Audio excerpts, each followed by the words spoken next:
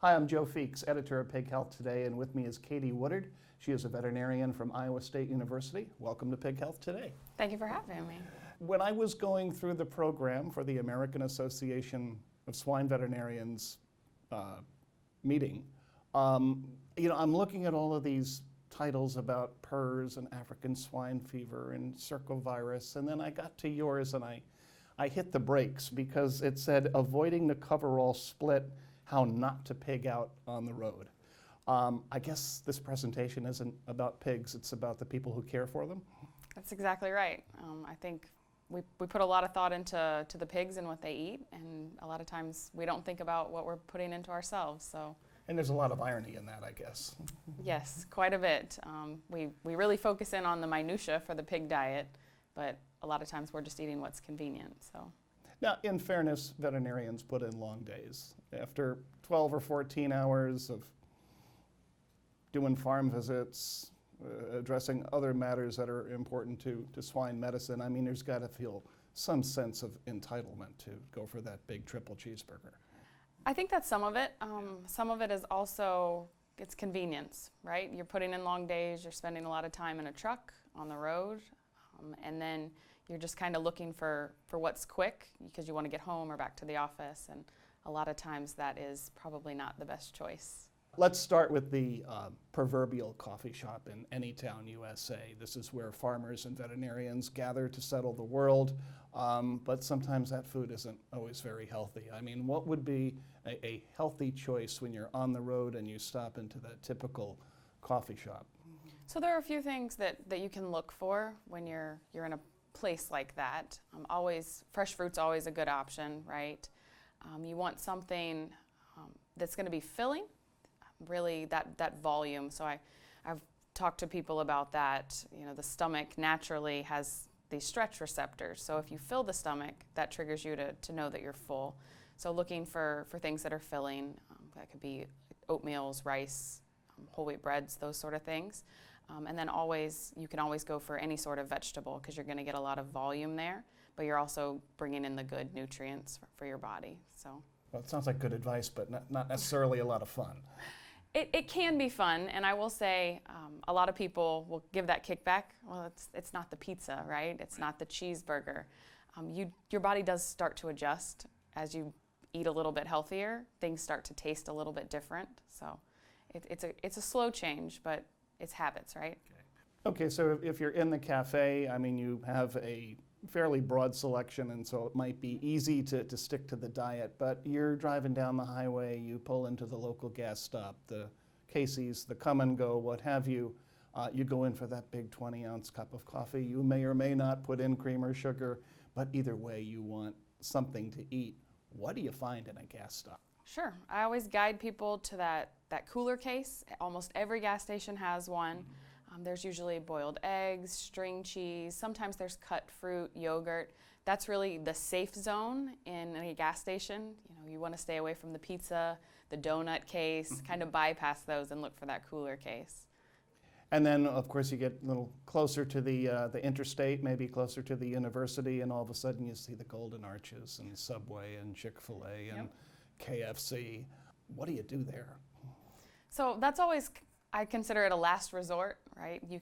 It's a better choice to stop at the gas station and get something out of the cooler case, but if you have to pull through somewhere, you can always look for a salad, anything that's grilled. I always tell people to stay away from anything that's called crispy.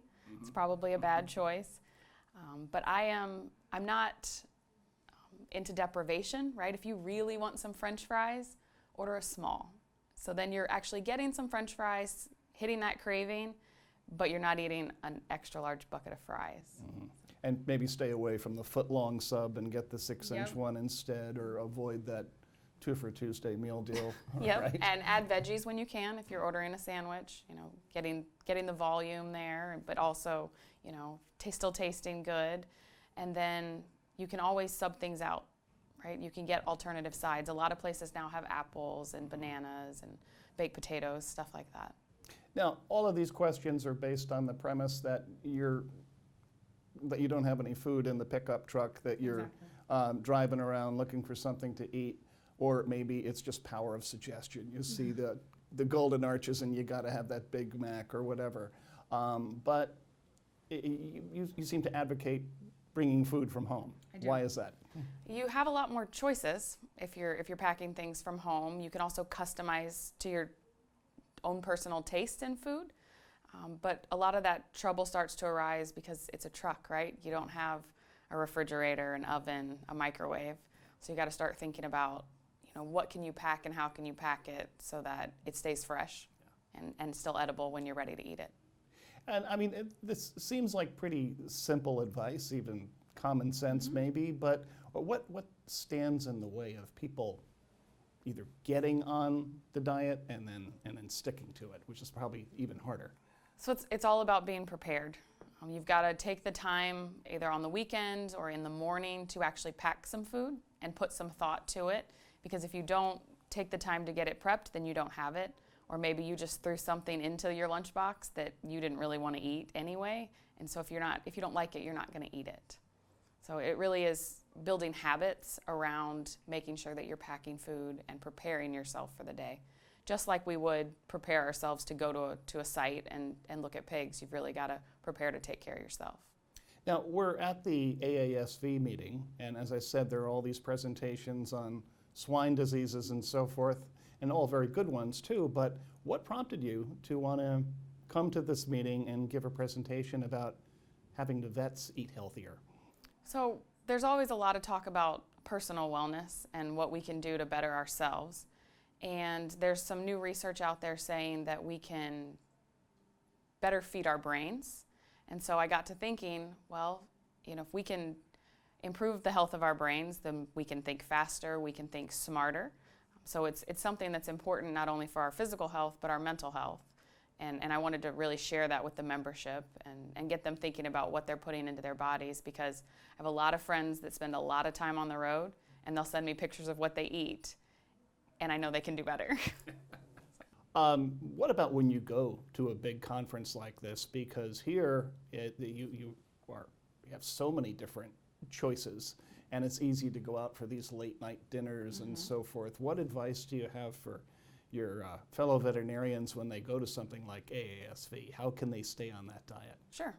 Meetings can be a little bit challenging, especially at break time. There's lots of cookies and sweets, but there's always an alternative. I've not been to a meeting yet where they haven't also put out either fruit or breads or granola bars.